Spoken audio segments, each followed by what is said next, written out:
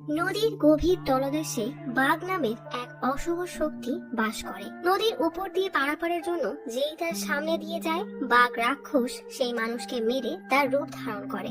এরপর সেই লোকের বাসায় গিয়ে পরিবারের বাকি সবাইকেও মেরে ফেলে। তবে গ্রামের এক মহা উৎসবের সময় এই বাঘ রাক্ষস কিছুটা দুর্বল হয়ে যায়, আর তখনই তাকে বন্দী করার একমাত্র উপায়। কিন্তু টুইস্ট আসে তখনই যখন সারবানান নামের এক লোক জানতে পারে তার ছোট বোন আত্মহত্যা করেছে। কিন্তু সারবানানের বিশ্বাস তার বোন আত্মহত্যা করেনি। বোনের মৃত্যুর রহস্য খুঁজতে গিয়ে বেরিয়ে আসে 100 বছর আগের ঘোড়াতে বন্দী করা সেই রাক্ষসের কথা। সারবানান যতই গভীরে যায়, বোনের মৃত্যুর রহস্য ততই যেন পিছিয়ে যেতে শুরু করে। এমনই এক হরর কমেডি সাসপেন্সে ভরা গল্প নিয়ে আজ এক্সপ্লেইন করব আয়রন মানাই 4।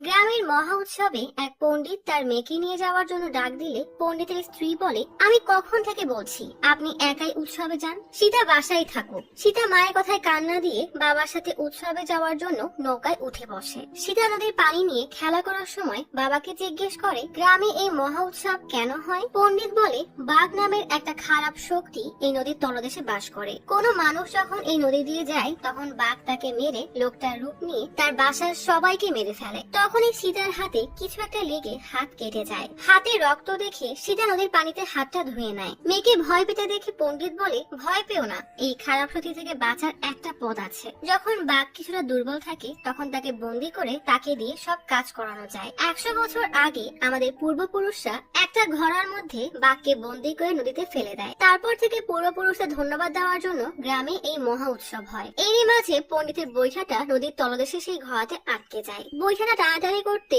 ঘোড়ার মুখটা খুলে গেলে বাঘ বের হয়ে আসে। কথা শেষে পণ্ডিত পেছনে তাকিয়ে দেখে সীতা হাতে একটা মাছ ধরে আছে। সাথে সাথেই পণ্ডিত সীতাকে বলে, মাছটাকে নদীতে ফেলে দাও। তখনই নৌকাটা কিছু একটা ধাক্কা খেলে পণ্ডিত সেদিকে তাকিয়ে দেখে সীতার লাশ পানিতে ভাসছে। মেয়ের লাশ দেখে পণ্ডিত কাঁদতে কাঁদতে পেছনে তাকালে দেখে সীতা কাঁচা মাছ খাওয়া শুরু করেছে।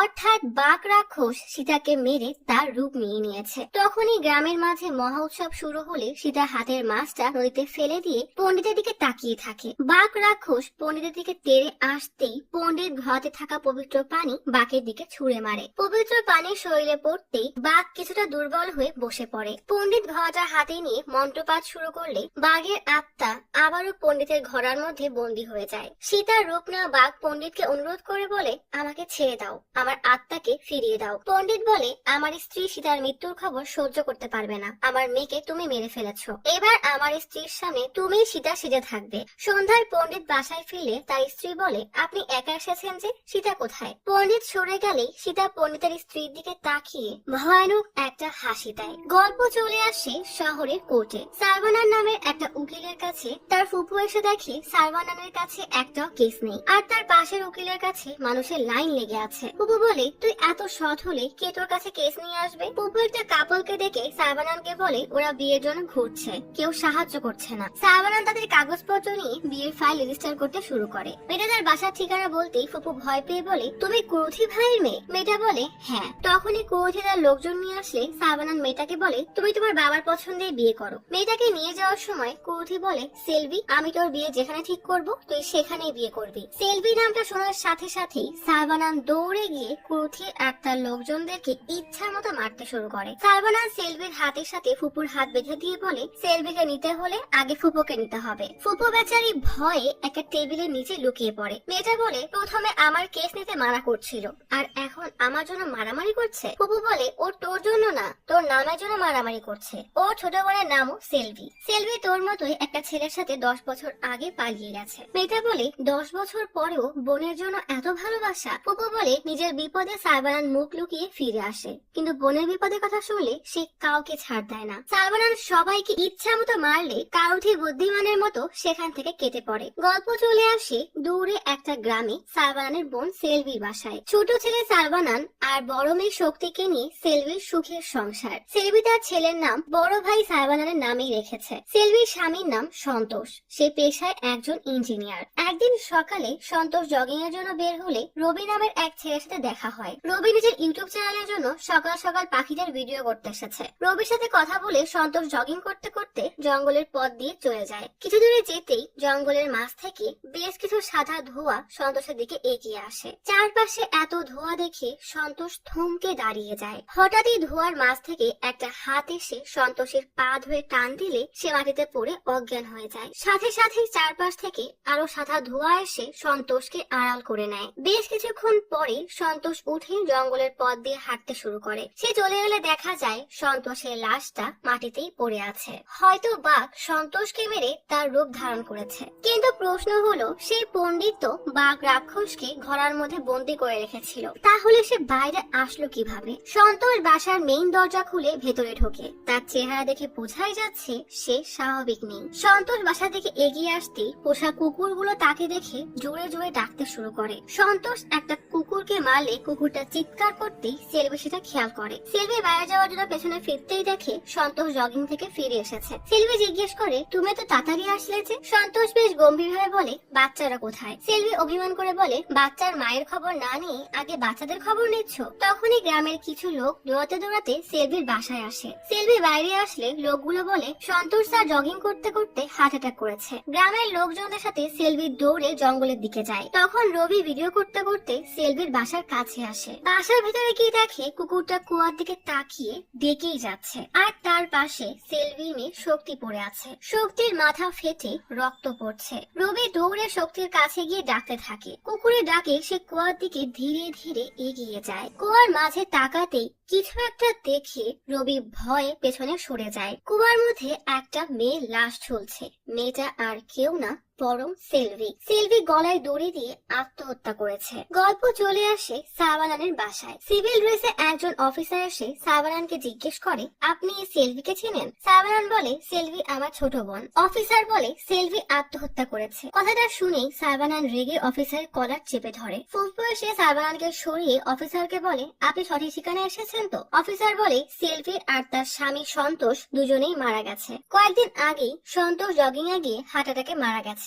এই কষ্ট সহ্য করতে না পেরে সেলভি আত্মহত্যা করেছে। বোনের মৃত্যুর খবর শুনে সাবানান সিঁড়িতে বসে কাঁদতে শুরু করে। এক মুহূর্ত দেরি না করে সাবানান ফুপুকে নিয়ে সেলভির বাসায় আসে। সেলভির বাসা থেকেই ফুপু কাঁদতে থাকে। সেলভি বেঁচে থাকতে সে একবারও এই বাসায় আসতে পারেনি। সাবানান ফুপুকে নিয়ে সেলভির বাসার ভেতরে যায়। সেলভির বাসায় তখন গ্রামের বেশ কিছু লোকজন আর একজন পুলিশ অফিসার ছিল। একটা লোক এগিয়ে এসে সাবানানকে বলে, আমি এই গ্রামের প্রেসিডেন্ট। আপনার বোনের স্বামী এই গ্রামেই থাকতো, তবে সন্তোষের কোনো আত্মীয় স্বজন ছিল না। আপনাকে খবর দেওয়ার চেষ্টা করলেও আপনার ঠিকানা পাইনি। পাশ থেকে অফিসার বলে, এর কারণেই আমরা সিলভি আর তার স্বামী শেষকৃত্য করে দিয়েছি। গ্রামের বাকি সবার সাথে কথা বলে সাইবানান জানতে পারে সন্তোষ রিয়েল এস্টেটের ব্যবসা করত। এই রাজমহল কিনে রাজমহলটাকে ঠিকঠাক করে বিক্রি করার জন্যই সে এই মহলের মালিক থেকে বেশ কিছু অ্যাডভান্স টাকা নিয়েছিল। এই টাকাগুলো সন্তোষ ধার দেনা আর ব্যাংক লোন নিয়ে জোগাড় করেছিল। সাইবানান মহলের মালিককে বলে, আপনি অ্যাডভান্সে টাকাগুলো ফেরত দিলে আমি সন্তোষের ধার দেনাগুলো শোধ করে দিতাম। কিন্তু মহলের মালিক বলে, টাকাগুলো আমার মেয়ের বিয়ের জন্য খরচ করে ফেলেছি। পাশ থেকে রবি তার বাবাকে বলে, ওরা তো এখনই গ্রামে এলো, টাকা শোধের জন্য কিছুদিন ভাবার সময় দাও। মহা উৎসব শেষ হলে সবাই মিলে একটা সিদ্ধান্ত নেওয়া যাবে। সাইবানান মহলের মালিককে জিজ্ঞেস করে, আমার বোনের ছেলে মেয়ে কোথায়? ছোট সাইবানান তখন ঘরের মাঝে পানির বাবল নিয়ে খেলছিল। তখন তার মনে হয় বাবলগুলো কোথা থেকে আসছে। ধীরে ধীরে পেছনে ফিরে দেখে বাবল তৈরি খেলনাটা বাতাসে ভাসছে, আর সেখান থেকে নিজে নিজেই বাবল বের হচ্ছে। হঠাৎই ছোট ছোট বাবলগুলো এক জায়গায় এসে একটা বড় বাবলে পরিণত হয়, আর সেই বাবলের মধ্যে একটা অশরীরী ছায়া দেখা যায়, তবে তার চেহারাটা অস্পষ্ট। এমন দৃশ্য দেখে ছোট সাইবানান ভয়ে এক দৌড় দিয়ে ঘরের বাইরে আসতেই সাইবানান তাকে কোলে তুলে নেয়। ছেলেটার নাম জিজ্ঞেস করলে সে বলে, আমার নাম সাইবানান। ফুপু সাইবানানকে বলে, সেলভি আমাদেরকে তাহলে এখনো ভোলেনি। ছোট সাইবানান পেছনে ফিরে ঘরের দিকে তাকাতেই ভয়ে মামার কোল থেকে নেমে বাইরে চলে যায়। পাশে থাকা গ্রামের এক লোক বলে, আপনার বোন মারা যাওয়ার পরে সেটা যেন কেমন হয়ে গেছে। ভেতরের এক রুমে গেলে দেখা যায় শক্তি বিছানায় শুয়ে আছে আর তার মাথায় ব্যান্ডেজ করা। গ্রামের লোকটা বলে, ওর নাম শক্তি, আপনার বোনের বড় মেয়ে। ওর চোখের সামনে সেলভি আত্মহত্যা করে। সেটা সহ্য করতে না পেরে ও নিচে গিয়ে পড়ে মাথায় আঘাত লাগে। মাথাটা পাথরে আঘাত লাগার কারণে শক্তি কোমায় চলে গেছে। তখনই সেখানে একটা মেয়ে আসে। গ্রামের লোকটা বলে, ইনি আমাদের জমিদারের মেয়ে, ওর নাম মায়া। 1 বছর আগেই মায়া ডাক্তারি পড়া শেষ করেছে। ফুপু মায়াকে জিজ্ঞেস করে শক্তিকে হাসপাতালে না নিয়ে বাসায় কেন ট্রিটমেন্ট করছো। মায়া বলে আমাদের ছোট এই গ্রামের হাসপাতালে তেমন সুযোগ সুবিধা নেই, তাই আমার সামর্থ্যের মাঝে সকল মেশিনপত্র এনে বাসায় ট্রিটমেন্ট দিচ্ছি।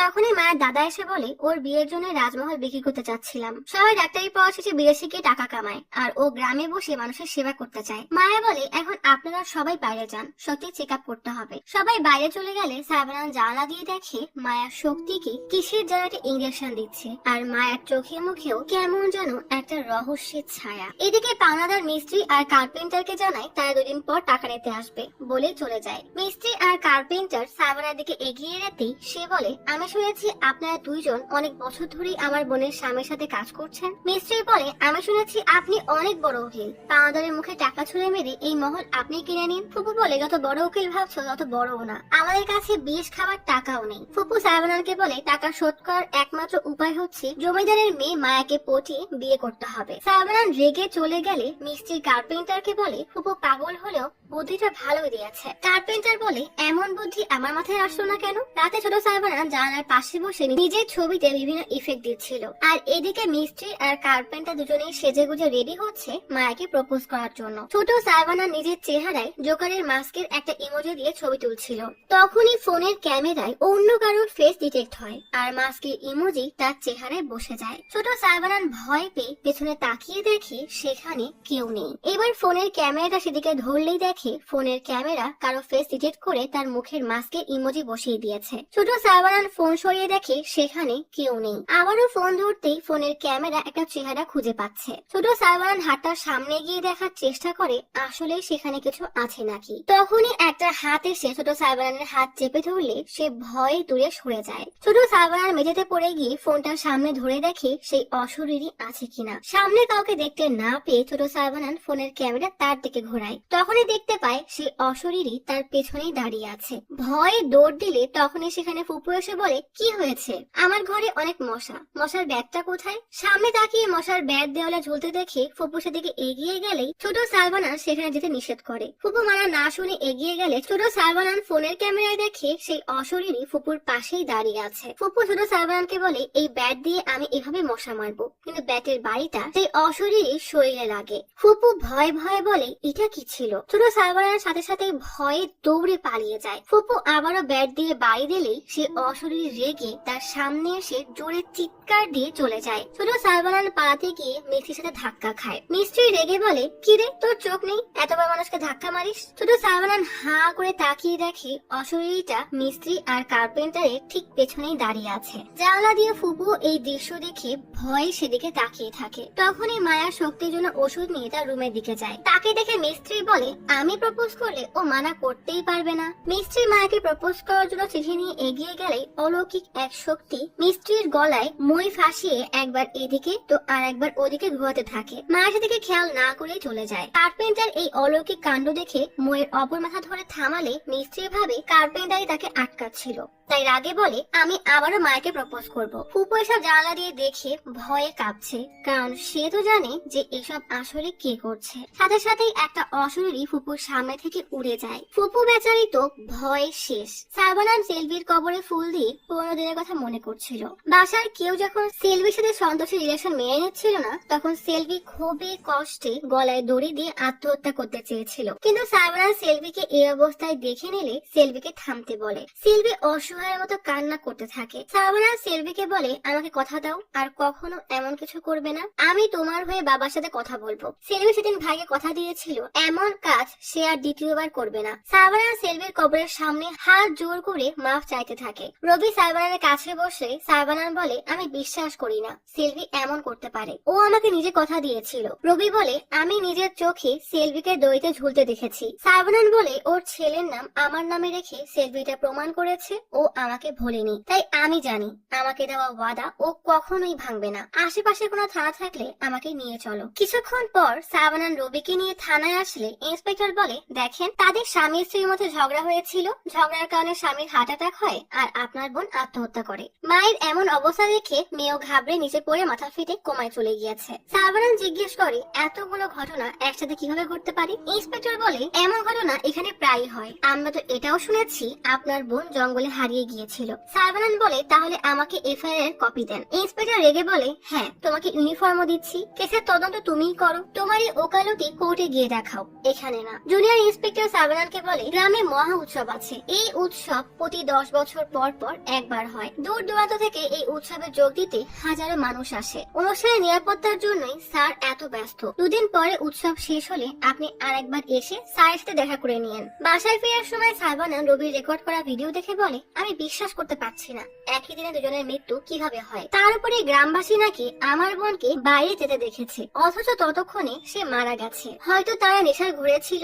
রবি গাড়ি থামিয়ে বলে, হ্যাঁ, তারা নেশার ঘুরে ছিল, কিন্তু মিথ্যা বলেনি। আমি এমনটাই নিজেও দেখেছি। কেউ বিশ্বাস করবে না বলে কাউকে জানায়নি, কিন্তু আমার বাবাকে বলেছিলাম। সে এই গ্রামের পঞ্চায়েত প্রধান। বাবাকে জানানোর পরে বাবা কাউকে এসব বলতে মানা করেছে, কারণ এসব জানাজানি হলে গ্রামবাসী ভয় পেতে পারে। রবি আবারও গাড়ি চালানো শুরু করলে সাইবানান আবারও ভিডিও দেখতে শুরু করে। হঠাৎ সাইবানান ভিডিওতে খেয়াল করে গাছের আড়ালে এক তান্ত্রিক দাঁড়িয়ে আছে। সাইবানান রবিকে দেখিয়ে জিজ্ঞেস করে, ইনিকে? রবি বলে, উৎসবের সময় বিভিন্ন জায়গা থেকে অনেক তান্ত্রিক আসে, তাদের মধ্যে থেকে কেউ একজন হবে হয়তো। সাইবানান কিছু একটা ভেবে জিজ্ঞেস করে, আজব বিষয় তো, এই তান্ত্রিক সেলভির স্বামীকে এমন ভাবে লুকিয়ে লুকিয়ে কেন দেখছিল? এদিকে সেই তান্ত্রিক হাতে রুদ্রাক্ষের মালা নিয়ে সেলভির বাসার সামনে দিয়ে হাঁটতে থাকে। ভেতরে ছোট সাইবানান দেওয়ালে বল ছুঁড়ে খেলছে। রবি বলে, মনে পড়েছে, যখন আপনার বোনের লাশ নিয়ে যাচ্ছিল তখন এই তান্ত্রিককে তো হাসপাতালেও দেখেছিলাম। খেলতে খেলতে ছোট সাইবানানের বল হঠাৎ দেওয়ালের মাঝে ঢুকে উধাও হয়ে যায়, আর বাইরে তান্ত্রিকও কিছু একটা আঁচ করতে পেরে দাঁড়িয়ে যায়। সাইবানান অবাক হয়ে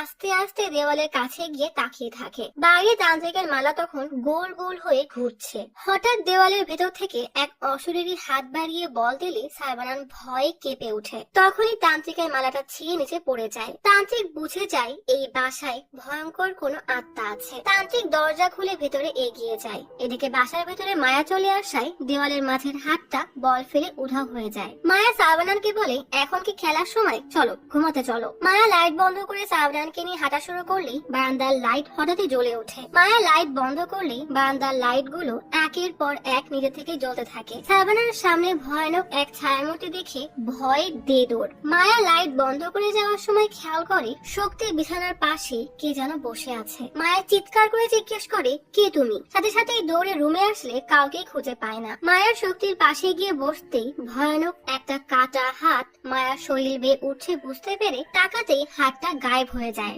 আবারও অপর পাশ থেকে হাতটা মায়ের কাঁধে হাত রাখে। মায়া তাকাতেই হাতটা সরে গিয়ে আবারও অপর পাশ থেকে উঠতে থাকে। মায়া কোন রকমে সেই ভয়ানক হাত থেকে নিজেকে ছাড়িয়ে সামনে তাকাতেই দেখে জানালায় একটা কালো ছায়া। ভয়ে মায়ের গলা শুকিয়ে যাওয়ার মতো অবস্থা হয়। মায়া ছায়াটাকে দেখার সাথে সাথেই ছায়াটার সমস্ত ঘর ঘুরে ঘুরে সব জানালা দরজা বন্ধ করে দেয়। এত জোরে জানালা দরজা বন্ধ হওয়ার কারণে রুমের সবকিছু নিজে নিজেই পড়তে থাকে। ভয়ে মায়ার চোখ তো বড় বড় হয়ে যায়। তান্ত্রিক বাইরে দাঁড়িয়ে দেখে বাসার সব জানালা নিজে নিজেই বন্ধ হয়ে যাচ্ছে। শক্তির রুমের দরজা হঠাৎই বন্ধ হয়ে গেলে মায়া চিৎকার করে দরজা খুলতে বলে। তান্ত্রিক কিছু একটা আঁচ করতে পেরে চলে যেতেই সব দরজা জানালা আপনা আপনি খুলে যায়। ততক্ষণে ভয়ে মায়ের অবস্থা খারাপ হয়ে গেছে। দরজা একা একাই খুলতে মায়া সামনে তাকিয়ে দেখে সেখানে কেউ নেই।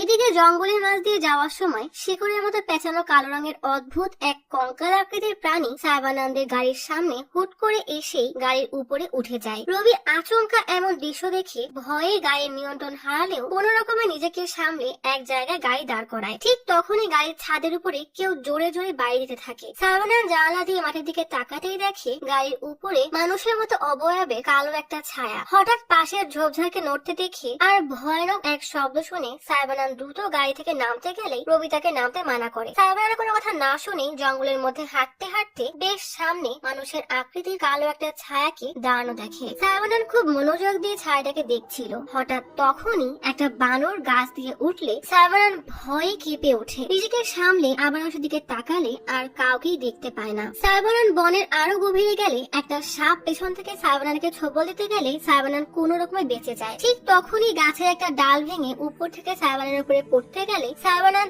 তাড়াতাড়ি সরে যায়। এদিকে রবি গাড়িতে একাই বসে আছে, গাড়ি স্টার্ট দেওয়া নানা রকমের চেষ্টা করছে কিন্তু কোনো লাভ হচ্ছে না। রবি হঠাৎই খেয়াল করে তার গাড়ির চারপাশে সাদা ধোঁয়ায় ভরে গেছে। রবি তাড়াতাড়ি গাড়ির সব গ্লাস আটকে দেয় কিন্তু গাড়ির সব গ্লাস ঘোলা হয়ে যাওয়ায় বাইরের কিছুই দেখতে পাচ্ছিল না। তাই ওয়াইপার দিয়ে সামনের গ্লাস পরিষ্কার করা মাত্রই সেলভিকে তার দিকে ভয়ানক দৃষ্টিতে তাকাতে দেখে ভয়ে কেঁপে ওঠে। রবি তাড়াতাড়ি করে তার ক্যামেরা অন করে ভিডিও করতে যায় কিন্তু সেলভি ততক্ষণে গায়েব হয়ে গেছে। হঠাৎই গাড়ির ব্যাক সিটে তাকিয়ে দেখে সেলভি তার পেছনেই বসা। রবি ভয়ে গাড়ি থেকে নামতে গেলে সেলভির আত্মা তাকে টেনে ধরে। রবি ভয়ে চিৎকার করতে থাকে। গভীর বনে রবির চিৎকার শুনে সাইবানান জলদি গাড়ির কাছে ফিরে এসে দেখে রবির গাড়ি সেখানে নেই। একটু সামনে মাটিতে রবির ক্যামেরা পড়ে আছে। ক্যামেরা উঠিয়ে ভিডিও অন করতে দেখে সেই তান্ত্রিক এসে ক্যামেরায় উকি মেরে চলে গেছে। সাইবানান আশেপাশে তান্ত্রিককে খোঁজার চেষ্টা করে কিন্তু কোথাও তাকে পায় না। পরের দিন সকালে মায়ের রান্নাঘরে এসে ফুপুকে এক পাশে নিয়ে গিয়ে বলে, কাল রাতে শক্তির রুমে কালো ছায়া দেখেছি, আমার মনে হয় এই বাসায় কোনো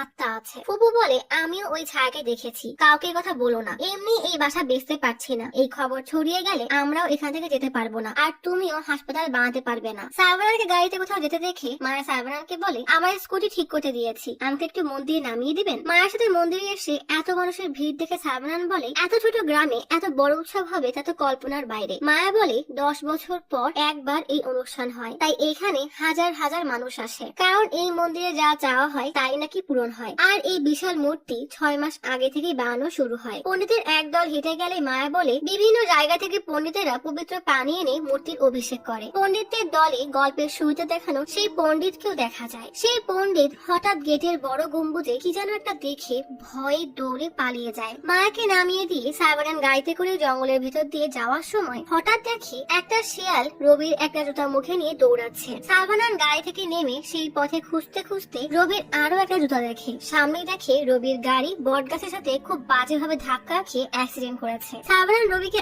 আশেপাশেই খুঁজতে থাকে। ঠিক তখনই খেয়াল করে দেখে বিশাল এই বটগাছের মধ্যেই রবির উল্টানো লাশ পড়ে আছে। সাইবানান তাড়াতাড়ি কল দিয়ে সবাইকে খবর দেয়। কিছুক্ষণ পরেই বটগাছকে ঘিরে গ্রামবাসী আর পুলিশের ভিড় জমে যায়। রবির বাবা এসে ছেলের এমন অবস্থা দেখে কান্না করতে করতে আফসোস করে বলে, কাল তো জন্মদিন, ভেবেছিলাম গ্রামের এই অনুষ্ঠানের সাথে ধুমধাম করে তার জন্মদিন পালন করব, কিন্তু এই কি হয়ে গেল। ইন্সপেক্টর সাইবানানকে বলে, এক কথা তোকে কতবার বলা লাগবে, গতকাল শেষবার রবিকে তোর সাথে দেখা গেছে। সাইবানান বলে, ওই তান্ত্রিককে সন্দেহ করার বদলে আপনি আমাকে কেন সন্দেহ করছেন? আমি গতকাল বনের মধ্যে থেকে ফিরে এসে রবিকে আর দেখিনি, ভেবেছি হয়তো ভয়ে পালিয়ে গেছে। আপনারা ওই তান্ত্রিককে জিজ্ঞেস করছেন না কেন? জুনিয়র ইন্সপেক্টর বলে, খবরদার তান্ত্রিককে নিয়ে এমন উল্টাপাল্টা কথা বলবেন না, হয়তো সে নিচে পড়ে থাকা ক্যামেরা দেখে অবাক হয়ে ক্যামেরা দেখছিল। ঠিক তখনই সাইবানান খেয়াল করে তান্ত্রিক পাশের এক গাছের আড়ালে লুকিয়ে আছে। সাইবানান তাকে দেখার সাথে সাথেই সে পালিয়ে যায় আর তার পিছু করলে বড় বড় ঘাসের মধ্যে লুকিয়ে পড়ে। সাইবানান এই ঘন ঘাসের মধ্যে তান্ত্রিককে না পেয়ে ইন্সপেক্টরকে বলে, ওই তান্ত্রিক যদি কিছু নাই করে থাকে তাহলে পালিয়ে গেল কেন? আর সে শুধু এখন না, সেলভির স্বামী সন্তোষের পিছুও নিয়েছিল। ইন্সপেক্টর কিছুতেই সাইবানানের কথা শুনতে চায় না। রবির বাবা বলে, ও যখন বারবার বলছে তাহলে ওই তান্ত্রিককে গিয়ে খুঁজে দেখেন। ইন্সপেক্টর রাজি হয়ে যায়। জুনিয়র বলে, তান্ত্রিক জঙ্গলের ভেতরে ছোট এক মন্দিরে থাকে। ইন্সপেক্টর, জুনিয়র, সার্বানান এবং এক কনস্টেবল তান্ত্রিককে খুঁজতে বেরিয়ে পড়ে। বনের বেশ গভীরে একটা ঝর্ণা, তার সামনে ভাঙাচোরা এক মন্দির, মন্দিরের ভেতরে কঙ্কালের মূর্তি আর আজব সব মূর্তি। লাল সিঁদুর দেখে জুনিয়র অনেক ভয় পেয়ে যায়। সার্বানা সিঁদুরের থালার মধ্যে কিছু একটা দেখে সিঁদুর সরাতেই দেখে সিঁদুরের মধ্যে 3টা ছবি লুকানো। ছবি 3টা বের করতেই দেখে সেলভি, সেলভির স্বামী সন্তোষ এবং রবির ছবি, আর তাতে লাল চিহ্ন দেওয়া। সাইবানান আর একটা ছবি উঠিয়ে দেখে তার ভাগ্নি শক্তির ছবি। জুনিয়র বলে, আপনি ঠিকই বলেছিলেন। ইন্সপেক্টর বলে, চলো যেখান থেকেই হোক ওই তান্ত্রিককে খুঁজতে হবে, বলেই বেরিয়ে পড়ে। আসলে তান্ত্রিক মন্দিরের বাইরে লম্বা এক গাছের উপরে দাঁড়িয়ে এদেরকে দূর থেকে লক্ষ্য করছে, আর তার হাতে ইন্সপেক্টরের ছবি, অর্থাৎ এই ইন্সপেক্টরই তার নেক্সট টার্গেট। তার মানে কি এই তান্ত্রিকই খুনি? রাতে ছোট সাইবানানের ঘুম ভাঙলে হঠাৎ দরজা খোলার শব্দ পায়। চশমা পরে দেখে তার খাটের চাদর অনেকটা বসে গেছে,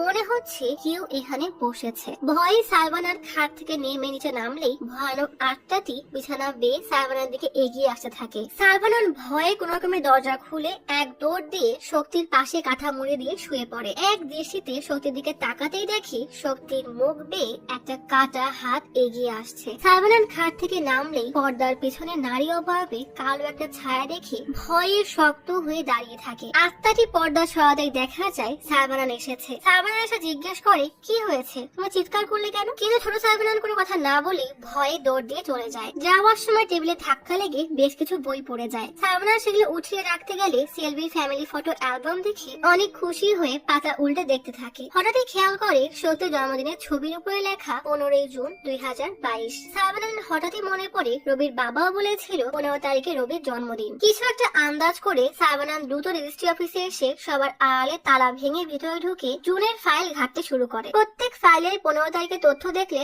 দেখা যায় তার ভাগ্নি শক্তি 2013 এর 15 জুন, রবি 2003 এর 15 জুন আর ইন্সপেক্টর 1993 এর 15 জুন জন্মগ্রহণ করেছে, অর্থাৎ সবার জন্মদিন একই তারিখে। ফাইলে দেওয়া ঠিকানা অনুযায়ী সাইবানান ইন্সপেক্টরের বাসায় খোঁজ করতে গেলে জুনিয়র এসে বলে এটা স্যারের পৈতৃক বাসা, সে অনেক আগেই এখান থেকে কোয়ার্টারে শিফট হয়ে গেছে। আর রবির শরীরে লাল তিল পাওয়া গেছে, এটা তো বলতেই ভুলে গিয়েছিলাম। সাইবানান ভালো করে মনে করে সেদিন থানায়ও তো ইন্সপেক্টরের গায়ে লাল তিল দেখেছিল। সাইবানান তাড়াতাড়ি মায়াকে কল করে চেক করতে বলে যে শক্তির গায়ে কোনো লাল তিল আছে কিনা। মায়া শক্তিকে চেক করতে থাকে। সাইবানান আসলেই মায়া দেখায় শক্তির কাঁধে লাল তিল আছে। সাইবানান শক্তির রুম চেঞ্জ করতে করতে বলে ইন্সপেক্টর আর রবির শরীরেও এমন তিল আছে আর তাদের জন্মদিনও একই দিনে। গ্রামে 10 বছর অন্তর যে উৎসব হয়, এই তিনজন সেই উৎসবের দিনই জন্মগ্রহণ করেছে। গত উৎসবে শক্তির জন্ম হয়, তবে সে এখন কোমায়। তার 10 বছর আগে জন্ম নেওয়া রবি মারা গেছে। তার 10 বছর আগে জন্ম নেওয়া ইন্সপেক্টর শুধু এখন বাকি আছে। জানি না সত্যি কিনা, তবে মন বলছে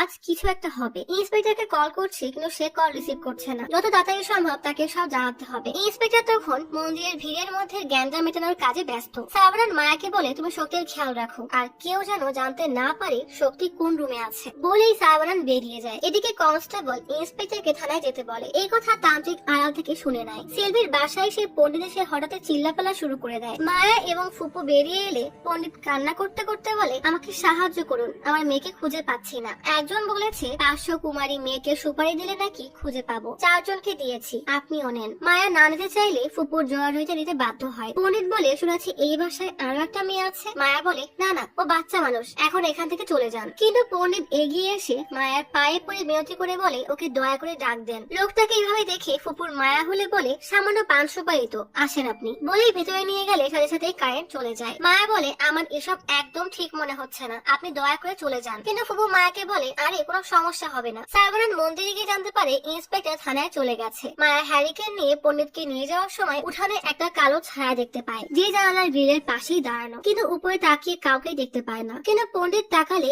একজনকে ঠিকই দেখতে পায়। ইন্সপেক্টর থানায় আসলে জুনিয়র ফাইল দেখিয়ে বলে রবির সমস্ত শরীরে ওর নিজেরই ফিঙ্গারপ্রিন্ট। ইন্সপেক্টর বলে এটা ওই তান্ত্রিকেরই কাজ মতো। ঠিক তখনই জানালায় তান্ত্রিককে দেখতে পেয়ে ইন্সপেক্টর তার পেছনে দৌড়ানো শুরু করে। জঙ্গলের বেশ গভীরে এসে ইন্সপেক্টর জুনিয়রকে অন্যদিকে খুঁজতে বলে আর নিজে আড়ি থেকে হাঁটা দেয়। এদিকে মায়া, ফুপু এবং সেই পণ্ডিত হাঁটছে। তাদের তিনজনের সাথে আরো একটা কালো ছায়াকে চলতে দেখা যায়। অদৃশ্য ছায়াটি লাইট পণ্ডিতের দিকে ছুড়ে মারলেই পণ্ডিত সরে যায় আর লাইটটা অ্যাকুরিয়ামে গিয়ে লাগে। এসব দেখে মায়া বেশ ভয় পেয়ে পণ্ডিতকে বলে এখন এমনিও বিদ্যুৎ নেই, আপনি কাল আসবেন, এখন চলে যান। কিন্তু পণ্ডিত মায়ের কোনো কথা না শুনে নিজের ইচ্ছা মতো ঘরের মধ্যে যেতে থাকে। পেছন থেকে মায়া আর ফুপু পণ্ডিতকে ডাকতেই থাকে, কিন্তু পণ্ডিত কোনো উত্তর দেয় না। ফুপু বলে বাচ্চা তো এই রুমে। মায়া বলে না, ও এখানে নেই। কিন্তু এই কথা ওই পণ্ডিত কিভাবে জানলো? সাইবানান থানায় এসে কাউকে দেখতে পায় না। ইন্সপেক্টর তান্ত্রিককে দেখে গুলি করে, কিন্তু তান্ত্রিক সরে যাওয়ায় গুলি তার গায়ে লাগে না। গুলির শব্দ শুনে সাইবানান জঙ্গলে যায়। এদিকে পণ্ডিত শক্তির রুমে ঢোকার সাথে সাথেই দরজা লেগে যায়। ফুপু আর মায়া দরজা ধাক্কাতেই থাকে। ঠিক তখনই বিদ্যুৎ চলে আসে। পণ্ডিত শক্তির দিকে হাত বাড়াতেই যাবে, ঠিক তখনই চলন্ত ফ্যানের একটা পাখা খুলে পণ্ডিতের হাতে লেগে কেটে যায়। কিন্তু পর মুহূর্তে আবার কাটা জায়গা ঠিক হয়ে যায় আর ফ্যানও ঠিক হয়ে যায়। পণ্ডিত আবারও শক্তির দিকে এগোলে ফ্যান খুলে এসে পড়ে, কিন্তু পণ্ডিত তবুও থামে না। এই বাসায় ভয়ানক আত্মাটা চিৎকার দেওয়া শুরু করে। রুমের সবকিছু উল্টে পাল্টে যেতে থাকে। পণ্ডিতের কান ফেটে রক্ত বের হওয়ার উপক্রম, তাই কোন রকমের হাত চাপা দিয়ে কান বন্ধ করে রাখে। সব বাধা পেরিয়ে শক্তিকে ধরতেই যাবে, ঠিক তখনই আত্মাটা তার সর্বশক্তিতে পণ্ডিতকে টেনে এক ধাক্কা দিয়ে রুমের বাইরে ফেলে দেয়। তারপর পণ্ডিতকে টেনে সোজা বাসার বাইরে নিয়ে যায়। ফুপু আর মায়া এমন দৃশ্য দেখে প্রচুর ভয় পেয়ে যায়। সাইবানান জঙ্গলের শেখা ডাল ভেঙে তাতে শিকড় পেঁচিয়ে আগুন ধরিয়ে জঙ্গলের গভীরে যেতে থাকে। রাজমহলের আত্মাটা পণ্ডিতকে বাইরে এনে কাপড় ধোয়ার মতো উল্টে পাল্টে উঠানে আছড়ে ফেলতে থাকে। উপর থেকে ফুপু, মায়া এবং মায়ের বাবা আর নিচ থেকে মিস্ত্রি আর কার্পেন্টার এমন ভয়ানক দৃশ্য দেখে প্রচুর ভয় পেয়ে যায়। পণ্ডিত বলে কেউ বাঁচবে না, এই বাসা অভিশপ্ত, সবাই চলে যাও, সবার জীবনের ঝুঁকি আছে। বলেই পণ্ডিত বাসার বাইরে দৌড় দেয়। সাবানান জুনিয়রের কাছে গেলে জুনিয়র বলে তান্ত্রিককে দেখে স্যার সামনে গেছে। তারা দুজন সামনে এগোতে থাকে। ইন্সপেক্টর তান্ত্রিককে সামনে দেখে গুলি করতে গেলে তান্ত্রিক ইন্সপেক্টরের হাত মুচকে দিয়ে কাগজে ঢাকা কিছু হাড় পুরানো ছাইতে ফু দিয়ে ইন্সপেক্টর চোখে মুখে মারতে ইন্সপেক্টর অজ্ঞান হয়ে মাটিতে পড়ে যায়। তারপর ইন্সপেক্টরকে টানতে টানতে নিয়ে আসে। শব্দ শুনে সাবানান এবং জুনিয়র সেদিকে এগুলেই দেখে তান্ত্রিক ত্রিশূল দিয়ে ইন্সপেক্টরকে আঘাত করতে যাচ্ছে। সাবানান তাড়াতাড়ি তান্ত্রিকের দিকে মশাল ছুড়ে মারে। তান্ত্রিক এবং সাবানানের মধ্যে হাতাহাতি শুরু হয়ে যায়। সাবানান জিজ্ঞেস করে, কে তুমি আর সবাইকে কেন মারছো? তান্ত্রিক বলে, আমি মারছি না, আমাকে ছেড়ে দাও, আগে ওকে বাঁচাও। ঠিক তখনই এক অদৃশ্য শক্তিতে জুনিয়র উড়ে গিয়ে দূরে পড়ে যায় আর ইন্সপেক্টর হাওয়ায় ভাসতে থাকে। এদিকে শক্তির শরীর ধীরে ধীরে নড়াচড়া শুরু করে। দরজায় দাঁড়িয়ে ছোট সাবানান এসব দেখে। হঠাৎ ইন্সপেক্টরকে সেই অদৃশ্য শক্তি ছেড়ে দিতেই নিচে মাটিতে পোতা ত্রিশূলের উপরে পড়ে সেখানেই মারা যায়। আর শক্তিও চোখ খুলে সাবানানের দিকে তাকায়। হঠাৎ এক ধোয়া কুণ্ডলি পাকিয়ে স্পষ্ট হতেই দেখা যায় সামনে তার মা সেলভি দাঁড়ানো। সেলভিকে দেখে ছোট সাবানান মা বলে ডাকতেই সেলভি হাত বাড়িয়ে সাবানানকে তার কাছে ডাক দেয়। তার মানে এই সব খুন সেলভির আত্মা করছে। তাহলে প্রশ্ন হলো কেন? পরের দিন সকালে পুলিশের টিম পণ্ডিতের বাসায় গিয়ে দেখে পণ্ডিত এবং তার স্ত্রীর লাশ পড়ে আছে। শক্তির জ্ঞান ফিরে আসায় সবাই অনেক খুশি হয়। মায়া ব্যান্ডেজ খুলে দিয়ে হাসপাতালে চলে যায়। সাবানান শক্তিকে বলে, সেলভিকে অনেক বছর দেখি না, তোমার মধ্যে ওকে খুঁজে পেয়েছি। ফুপু বলে, এই বাসায় যা হচ্ছে তা ভালো না, আমাদের শহরের বাসায় ফিরে যাওয়া উচিত। সাবানান বলে, সেলভির সাথে যা হয়েছে আমি চাই না সেটা অন্য কারোর সাথে হোক, তাই আমরা এখানেই থাকবো। ঠিক তখনই জুনিয়র কল করে সাবানানকে জানায় পণ্ডিতের লাশ পাওয়া গেছে। ইনকোয়ারির জন্য ডিআইজি স্যার এসেছেন, আপনিও আসেন। ডিআইজি আসলে তান্ত্রিক বলে, এটা বাঘ রাক্ষসের কাজ, আমরা কৈলাসে থাকা ভয়ারূপী সম্প্রদায়ের মানুষ। দেব শক্তির বিরুদ্ধে দুষ্ট আত্মাদের তাড়ানোই আমাদের কাজ। 1000 বছর আগে আমাদের পূর্বপুরুষরা আসামের এক দুষ্ট আত্মাকে বন্দী বানিয়েছিল, কিন্তু একদিন ওই আত্মা এক পণ্ডিত পূজা শেষে বাসায় ফেরার সময় পণ্ডিতের মেয়েকে মেরে তার রূপ ধারণ করে। তবে সময়টা ভালো ছিল বলে দেব শক্তির সামনে ওই আত্মা দুর্বল হয়ে পড়ে। সেই সুযোগ কাজে লাগিয়ে পণ্ডিত তাকে মেয়ে বানিয়ে বাসায় নিয়ে আসে। কিছুদিন পরে পণ্ডিতের মেয়ের লাশ গ্রামের খালে ভেসে আসলে আমরা জানতে পারি পণ্ডিতের মেয়ে আসলে মারা গেছে। ডিআইজি জিজ্ঞেস করে, এটা বাঘের কাজ কিভাবে জানলে? তান্ত্রিক বলে, ওই মেয়ের রক্তে চিনির পরিমাণ বেশি পাওয়া গিয়েছিল। ডিআইজি বলে, কেন, বাঘের কি আবার ডায়াবেটিস আছে নাকি? তবে কি নিজেকে ডাক্তার মনে করছো? তান্ত্রিক বলে, বাঘ হচ্ছে উভচর, সে পানি এবং ডাঙা দুই জায়গাতেই থাকতে পারে। যখন সে মানুষের রূপে থাকে তখন তার রক্ত থেকে চিহ্নিত করা যায়। এটা জানার জন্যই আমরা পণ্ডিতের বাসায় যাই, কিন্তু কেউ যেন এই খবর জানতে না পারে, তাই পণ্ডিত সপরিবারে পালিয়ে যায়। তৎক্ষণাৎ আমাদের কিছু মানুষ চেন্নাই যায় আর আমি তামিলনাড়ু চলে আসি। জুনিয়র জিজ্ঞেস করে, কিন্তু এই দুই জায়গায় খুঁজছেন কেন? ডিআইজি বলে, কারণ এই দুই জায়গায় এই বাঘকে বিশ্বাস করার মতো আমাদের মতো বলদ আছে। তান্ত্রিক বলে, কারণ এই এলাকার দেবীদের একই পাথর দিয়ে বানানো হয়, তাই এদের শক্তি একে অপরের সাথে জড়িত। তাই এই এলাকার সীমানাতেই এই দুষ্ট শক্তিকে কাবু করা যাবে। এটা জেনে পণ্ডিত এখানে এসেছে, আমরা এটাই অনুমান করেছিলাম। আর ঠিক তখনই এমন এক ঘটনা ঘটে যেটা সম্পর্কে কারোর ধারণাই ছিল না। বাঘ একদিন মন্দিরের সামনে রাস্তা দিয়ে হাঁটছিল। হঠাৎ সামনে এগোতেই অদৃশ্য কোনো শক্তির সাথে ধাক্কা খেয়ে কোনোভাবেই আর এগোতে পারছিল না। আবারও সামনে এগিয়ে মন্দিরের একটা গম্বুজের ছায়ায় পা রাখতেই আবারও জোরে ধাক্কা খেয়ে প্রচুর রেগে সেই গম্বুজের দিকে তাকিয়ে থাকে। পূজারী এক কলসিতে করে ওই গম্বুজের মধ্যে বাঘের আত্মাকে রেখেছে বুঝতে পেরে সে এক লোককে দিয়ে ওই কলস বেড়ে নেয়। আত্মা পেলেও ওই আত্মার কোনো শক্তি ছিল না, তাই শক্তি পাওয়ার জন্য এই বাঘকে 3টা বলিদান দিতে হবে। সাবানান বলে, এরা এমন 3 জন যারা একই দিনে একই সময় প্রতি 10 বছর অন্তর জন্ম নিয়েছে। তাদের মধ্যে আরো একটা বিষয় কমন ছিল, আর সেটা হলো লাল তিল। তান্ত্রিক বলে, হ্যাঁ, প্রতি 10 বছরে এই তিথি একবারই আসে।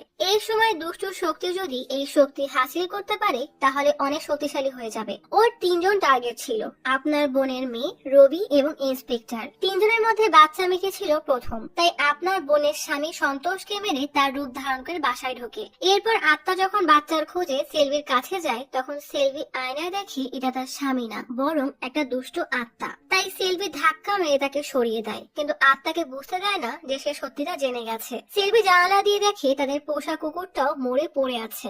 বাঘ বাচ্চার কথা জিজ্ঞেস করে সেলভি বলে কুয়ার পাশে খেলছে। বাঘ চলে গেলে সেলভি তার বাচ্চাদের রুমে খুঁজতে যায়, কিন্তু সেখানে পায় না। বাঘ কুয়ার কাছে বাচ্চাদেরকে দেখতে না পেয়ে শক্তিকে ডাক দিলে শক্তি বলে, আমরা উপরে। বাঘ তাদের নিচে আসতে বললে তারা নিচে যাওয়ার সময় সেলভি বাচ্চাদেরকে মন্দিরে ঢুকিয়ে লুকিয়ে রাখে, কারণ বাঘ মন্দিরে ঢুকতে পারবে না। আর বাচ্চাদের বুঝ দেয় যে সে লুকোচুরি খেলছে। বাঘ মন্দিরের সামনে দিয়ে হেঁটে গেলেই সেখানে সব প্রদীপ নিভে যায়। সেলভি ভয়ে বাচ্চাদের নিয়ে অন্য রুমে চলে আসে। বাঘ বাচ্চাদের রুমে গিয়ে দেখে সেখানে কেউ নেই। খেলনা গাড়িকে বাচ্চাদের কাছে নিয়ে যেতে বলে। সেলভি এটা দেখে শক্তির পায়েল খুলে জানালা দিয়ে সিঁড়িতে ফেলে দেয়। বাঘ শব্দ পেয়ে সেদিকে গেলে কিছু একটা অনুমান করে বাসার মূল দরজা লাগিয়ে দেয়। সেলভি উপরে জানালা দিয়ে এসব দেখে অনেক চিন্তায় পড়ে যায়। ঠিক তখনই সেলভির ফোন বেজে উঠলে সেটা উঠাতে গেলে দেখে বাঘ লাঠি দিয়ে বাড়ি মেরে ফোন ভেঙে ফেলেছে। সেলভি দৌড়ে পালিয়ে যেতে গেলে বাঘ লাঠি ছুঁড়ে মারে আর সাথে সাথেই সেলভির মাথা দিয়ে রক্ত পড়তে থাকে। সেলভি তবুও বাচ্চাদেরকে বাঁচানোর জন্য দরজা লাগিয়ে বাচ্চাদের রুমে আসে, কিন্তু সেখানে তাদেরকে দেখতে না পেয়ে হন্যে হয়ে খুঁজতে থাকে। হঠাৎ বাচ্চারা আলমারির পেছন থেকে বেরিয়ে আসলে বাঘ অনবরত দরজা ধাক্কাতেই থাকে। সেলভির হাতে রক্ত দেখে শক্তি জিজ্ঞেস করে কি হয়েছে। সেলভি বাচ্চাদেরকে সান্ত্বনা দেওয়ার জন্য নিজের ব্যথা লুকিয়ে বলে, আমি তো তোমার বাবাকে বোকা বানানোর জন্য প্রাণ করছি। এদিকে বাঘ প্রচুর রাগে দরজা ভেঙে ফেললে শক্তি জিজ্ঞেস করে, বাবা ঠিক আছে তো? সেলভি বলে, তোমরা আমার টিমে, খবরদার বাবা যেন টের না পায় বলেই বেলকনির দরজা লাগিয়ে বাচ্চাদেরকে কাঁধে নিয়ে কোনো রকমে কষ্ট করে নিজে অসহ্য ব্যথা সহ্য করে তাদেরকে নিচে নামায়। ঠিক তখনই বাঘ রাগে দরজা ভেঙে ফেলে। উপরে বাবার গলা শুনে বাচ্চারা পালানোর জন্য দৌড়ে চলে গেলে সেলভি নিচে নামতে যাবে, ঠিক তখনই বাঘ এসে সেলভির হাত ধরে বলে বাচ্চাদেরকে ডাকতে। সেলভি না বললেই বাঘ সেলভির আঙ্গুল মুচকে দেয়। সেলভির পাশে থাকা ঝুলন্ত বালতি দিয়ে বাঘকে বাড়ি মারলে সে সেলভিকে ছেড়ে দেয়। সেলভির সাথে সাথে নিচে পড়ে যায়। উপরে তাকিয়ে বাঘকে দেখতে না পেয়ে বাচ্চাদেরকে নিয়ে গাড়িতে নিয়ে যেতে গেলে দেখে গাড়িতে চাবি নেই। বাচ্চাদেরকে কোন রকমে বুঝিয়ে শুনিয়ে সেলভি চাবি আনতে নামে। কোন রকমে খুঁড়িয়ে খুঁড়িয়ে বাসার ভেতরে যেতে গেলেই সামনে বাঘকে দেখতে পায়। পাশে রাখা লোহার শাবল দিয়ে মারতে গিয়েও মারতে পারে না। সেলভি বলে, এটা আমার স্বামীর চেহারা, তাই আমি তোমাকে মারতে পারছি না। কে তুমি? আমার বাচ্চাদের পেছনে কেন পড়েছো? আমার স্বামীর সাথে কি করেছো? কি চাও তুমি? বাঘ শাবল কেড়ে নিয়ে সেলভিকে নির্মম ভাবে মারা শুরু করে। পাশেই দড়িতে শাড়ি নাড়া ছিল, তাই বাচ্চারা এমন নির্মম দৃশ্যে কিছুই দেখতে পায় না। সেলভি শাড়ির ফাঁক দিয়ে বাচ্চাদেরকে দেখে এমন ভাবে হাসে যেন সে লুকোচুরি খেলছে। মাকে এমন দুষ্টুমি করতে দেখে তারা কিছুই বুঝতে না পেরে হাসতে থাকে। কি নির্মম দৃশ্য! বাঘ মারতে মারতে সেলভিকে মাটিতে ফেলে দিলে বাচ্চারা সন্দেহ দৃষ্টিতে তাকায়। বাচ্চারা যেন ভয় না পায় তাই পাশে পড়ে থাকা পানির পাইপ দিয়ে পানি ছিটাতে থাকে। বাচ্চারাও মায়ের দুষ্টুমি ভেবে খিল খিল করে হাসতে থাকে। বাঘ সেলভিকে কুয়ার কাছে এনে গলায় দড়ি পেঁচিয়ে জিজ্ঞেস করে, বাচ্চারা কোথায়? সেলভি তবুও বলতে না চাইলে বাঘ সেলভিকে কুয়ায় ফেলে দিয়ে বলে, তোর মৃত্যু দেখে ওরা এমনি বেরিয়ে আসবে। এভাবেই সেলভি ছটফট করতে করতে মৃত্যুবরণ করে আর নিজের জান দিয়ে তার দুই বাচ্চার জান বাঁচিয়ে যায়। নিজের প্রাণপ্রিয় বোনের এই নির্মম পরিণতির কথা শুনে সারবানানের চোখ দিয়ে টপ টপ করে পানি পড়তে থাকে। এমন করুণ মৃত্যুর কথা শুনে পুলিশরাও অবাক হয়ে যায়। জুনিয়র বলে, আমরা যেমনটা ভেবেছিলাম সেলভি আত্মহত্যা করেনি, বাচ্চাদেরকে বাঁচানোর জন্য নিজের জানের বলি দিয়েছে। গ্রামবাসী যখন সেলভিকে ডাকতে আসে তখন বাঘ কুয়ার পাশে দাঁড়িয়ে সেলভিকে দেখছে। হঠাৎ সবার গলা শুনে বাঘ নিজের রূপ বদলে সেলভির রূপ নিয়ে গ্রামবাসীর সাথে চলে যায়, যেটা রবি দেখেছিল। মায়ের কোনো সারা শব্দ না পেয়ে সতী সারবানানকে বলে, তুই এখানে থাক, আমি দেখছি। সতী নিজে নেমে খুঁজতে খুঁজতে কুয়ার কাছে এসে দড়ি ঝুলতে দেখে এগিয়ে আসলে সেলভির ঝুলন্ত লাশ দেখে শক্তি ভয়ে পেছনে যেতেই পড়ে গিয়ে মাথা ফেটে যায়। তান্ত্রিক বলে, সেলভিকে মারার পরও কেন বাচ্চাকে মারতে পারিনি সেটা জানার জন্য আমি সেলভির বাসায় যাই আর সেখানে সেলভির আত্মাকে দেখতে পাই। শয়তানের হাত থেকে শক্তিকে বাঁচানোর জন্যই সে রক্ষা কবচ হয়ে ওই বাসাতেই আছে। এই জন্যই বাঘ শক্তিকে মারতে না পেরে প্রেসিডেন্টের ছেলেকে মেরেছে। আর এই কথা বলার জন্যই আমি সেদিন রবির লাশ উদ্ধারের ওখানে গিয়েছিলাম, কিন্তু সারবানান আমাকে সন্দেহ করায় আমি পালিয়ে যাই। পণ্ডিত যখন দেখতে পায় দুষ্টু আত্মা গম্বুজ থেকে কলস নামিয়ে নিয়েছে, সে জলদি দৌড়ে নিজের বাসায় আসে যে তার স্ত্রী ঠিক আছে কিনা দেখতে। কিন্তু বাসায় মেয়েকে দেখতে না পেয়ে স্ত্রীকে নিয়ে পালিয়ে যেতে চায়, কিন্তু বাঘ ততক্ষণে পণ্ডিতকে সাজা দিতে তার স্ত্রীকেও মেরে ফেলে। এরপর পণ্ডিতকে মেরে তার রূপ ধারণ করে সেলভির বাসায় যায়, কিন্তু সেলভির জন্য সে আবারও শক্তির কোনো ক্ষতি করতে পারে না। তাই আমি জঙ্গলে ইন্সপেক্টরকে বাঁচাতে চাই। বাকিটা তোমরা জানো যে কি হয়েছিল। এইসব কাহিনী শুনে ডিআইজির কপালে হাত উঠে যায়। সে তান্ত্রিককে বলে, আপনারা কোনো বড় পূজা করে তাকে বসে কেন আনছেন না? তান্ত্রিক বলে, এটা এত সোজা না। দুইটা জীবন নিয়ে ও এখন অনেক শক্তিশালী হয়ে গেছে, মানুষের শক্তি দিয়ে ওকে থামানো যাবে না, এই জন্য দরকার দেব শক্তি। আজকে রাক্ষসকে শেষ করার আগে যদি ওই বাচ্চাকে মেরে ফেলে তাহলে দেব শক্তিও কাজে লাগবে না। এসব শুনে সারবানান বাসায় চলে আসে। ডিআইজি জুনিয়রকে বলে, উৎসব শেষ না হওয়া পর্যন্ত তান্ত্রিককে লকআপে রাখো, না হলে খামোখা জনগণের মধ্যে ভয় ছড়াবে। ডিআইজি তান্ত্রিকের কোনো কথাই বিশ্বাস করেনি। ডিআইজির কথা মতো তান্ত্রিককে লকআপে বন্ধ করলে তান্ত্রিক বলে, আমাকে বন্ধ রেখে কিছুই হবে না। প্রেসিডেন্ট এসে বলে, আপনি আমাদেরকে বাঁচাতে এসেছেন আর আমরা আপনাকে ভুল বুঝেছি। ঠিক তখনই থানায় এক ধোঁয়া এসে ভরে যায়। সব টেবিল চেয়ার নড়তে থাকে। এক অদৃশ্য শক্তি চেয়ার উঠিয়ে এক এক করে পুলিশদেরকে মেরে আহত করে দেয়। জুনিয়র তাড়াতাড়ি করে লকআপে তালা খুলে আর অদৃশ্য সেই শক্তি কনস্টেবল এবং পঞ্চায়েত প্রধানের দিকে চেয়ার ছুঁড়ে মারলেই তাদের নাক মুখ ফেটে যায়। তান্ত্রিক লকআপ থেকে বের হলে তার দিকেও চেয়ার ছুঁড়ে মারে, কিন্তু তান্ত্রিক এক ধাক্কায় চেয়ার ফেলে দেয়। ফলে তান্ত্রিকের হাত কেটে রক্ত পড়ে। ধোঁয়া তান্ত্রিকের দিকে অগ্রসর হলে তান্ত্রিক তার বাম হাতের মন্ত্রপুত ব্রেসলেট খুলে ধোঁয়ার সামনে ধরলেই ধোঁয়া ভয়ে থানা থেকে ধীরে ধীরে বের হয়ে থানার বাইরে চলে যায়। কিছুক্ষণ পর তান্ত্রিক এসে সবাই ঠিক আছে কিনা দেখতে গেলে দেখে সবার বেহাল অবস্থা, তাই সবাইকে হাসপাতালে নিয়ে আসে। এদিকে আজ শক্তির জন্মদিন, তাই বাসায় কেক কেটে সেলিব্রেট করা হচ্ছে। কিন্তু সাইবানান মন খারাপ করে দূরে বসে আছে। ফুপু সাইবানানের কাছে গিয়ে জিজ্ঞেস করে, কি হয়েছে? সাইবানান বলে, সেলভির মৃত্যুর কারণ আমি। বাবা যখন ওর প্রেমের সম্পর্ক মেনে নিচ্ছিল না, তখন আমি অনেক বোঝানোর চেষ্টা করেছিলাম, পরবর্তীতে অনেক সাপোর্টও করেছিলাম। কিন্তু যেদিন বাবা মারা যায় আর ও বিয়ে করে আসে, আপনি সামনে দাঁড়িয়েছিলেন বলে ওর চেহারা দেখতে পাইনি। যদি একবার দেখতাম তাহলে আমার কাছেই রেখে দিতাম। ওকে কখনোই এখানে আসতে হতো না। ওই দিন ওকে না দেখার আফসোস আমার সারা জীবন থাকবে। আমি ভেবেছিলাম ও নিজের থেকেই আমার কাছে আসবে, সেটাই আমার সবচেয়ে বড় ভুল ছিল। বাচ্চাদেরকে বাঁচানোর জন্য একা কত কষ্ট করেছে। সাইবানা চোখের পানি মুছে বলে,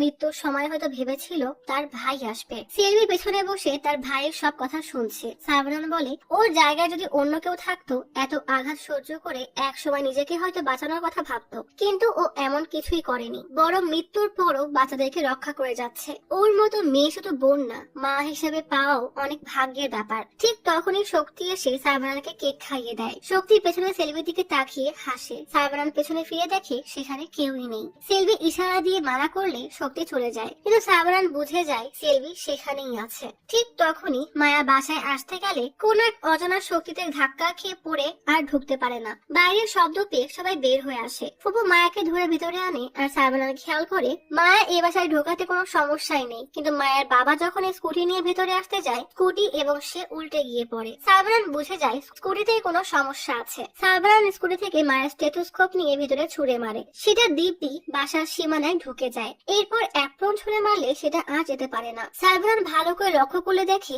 অ্যাপ্রনে রক্ত লাগানো। কিছুক্ষণ আগে থানায় যে হামলা হয়েছিল, মায়া তাদের চিকিৎসা করে বাসায় ফিরছিল। সাইবানান এবং মায়া হাসপাতালে এসে অ্যাপ্রনে লেগে থাকা রক্তের ডিএনএ টেস্ট করাতে দেয়, যেন এটা কার রক্ত বুঝতে পারে। তান্ত্রিক প্রেসিডেন্টকে এসে কিছু একটা বললেই সেই কথা শুনেই দুজনে রিলিজ না নিয়ে বের হয়ে যায়। টেস্টের রিপোর্ট আসার পরে মায়া সাইবানানকে জানায় এটা কোনো স্বাভাবিক মানুষের রক্ত না, এটাকে অ্যাম্পিফিবিয়ান বলে, যা স্থল এবং পানি দুই জায়গায় পাওয়া যায়, অনেকটা ব্যাঙের মতো। সাইবানানের মনে পড়ে তান্ত্রিক বলেছিল বাঘের রক্ত এমনই হয়। সাইবানান জিজ্ঞেস করে রক্তটা কার ছিল। মায়া সাইবানানকে জেনারেল ওয়ার্ডেনে দেখি প্রেসিডেন্ট তার বেডে নেই। জুনিয়র ইন্সপেক্টর বলে, আমি তাদের অনেক বাধা দিয়েছি, কিন্তু তারা বলেছে জরুরি কাজ আছে, তাই চলে গেছে। সাইবানান মায়াকে বাসায় ফিরতে বলে নিজের প্রেসিডেন্টের খোঁজে বেরিয়ে পড়ে। প্রেসিডেন্ট নিজের ছেলের অস্থি বিসর্জন দিচ্ছে। সাইবানান সেখানে এসে জিজ্ঞেস করে ওই তান্ত্রিক কোথায়। প্রেসিডেন্ট বলে, আমি কোনো তান্ত্রিককে চিনি না। তার মানে এতক্ষণ ধরে তান্ত্রিকের রূপে যে ঘুরছে সেই আসল বাঘ। প্রেসিডেন্ট সাইবানানের কথার উত্তর ঠিক মতো না দেওয়ায় সাইবানান প্রচুর রেগে জিজ্ঞেস করলেই প্রেসিডেন্টের লোকদের সাথে সাইবানানের হাতাহাতি শুরু হয়ে যায়। তান্ত্রিক গাড়িতে করে কিছু লোকের সাথে কোথায় যেন যাচ্ছে।